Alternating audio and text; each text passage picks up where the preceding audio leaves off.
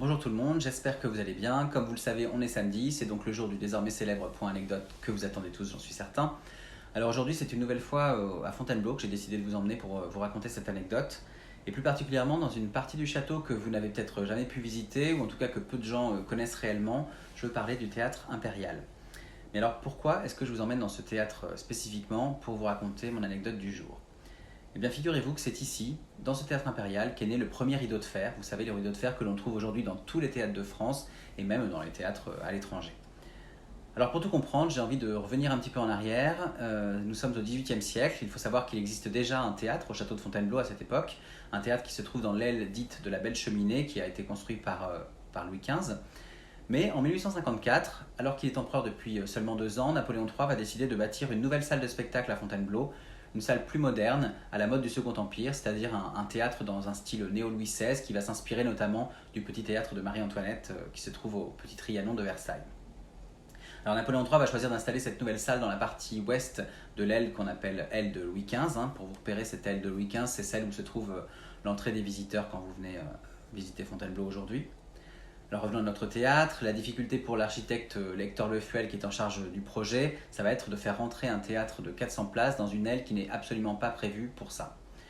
Comme vous vous en doutez, il va réussir l'exploit, et ici je parle d'exploit parce que c'est une véritable prouesse technique pour l'époque que de réussir à garder les murs intacts du château tout en construisant un édifice aussi complexe qu'un théâtre à l'intérieur. Finalement, en petite parenthèse, mais Napoléon III a bien fait de construire ce nouveau théâtre, parce que l'ancien théâtre va brûler dans un incendie en 1856. Bref, revenons à notre anecdote. Nous sommes donc dans le théâtre impérial. Pour information, ce théâtre il est magnifique. Il a été rénové en 2019 et j'ai pu le visiter avec un guide il y a quelques mois. Pourquoi je vous dis ça? C'est parce que lors de ma visite avec ce guide, nous avons eu la chance de passer côté coulisses et notamment de passer sur l'arrière-scène. Et je dois avouer que l'expérience était assez unique et impressionnante, et ça, je vous conseille de le faire, mais ce n'est pas le sujet. Si je vous parle de l'arrière-scène, c'est parce que c'est ici que notre point anecdote du jour va prendre forme. Alors je me doute que vous avez déjà entendu parler des rideaux de fer. Vous savez, les rideaux qui séparent la salle de la scène en cas d'incendie. Et bien comme je vous le disais en début d'anecdote, celui qu'on observe dans le théâtre impérial de Fontainebleau est le premier de ces rideaux de fer qui ait existé.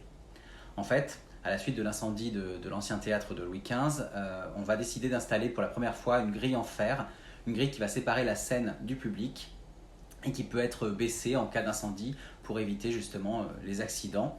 Et puis même, histoire de renforcer la sécurité, on va installer une cuve d'eau sous la scène du théâtre pour les besoins des pompiers.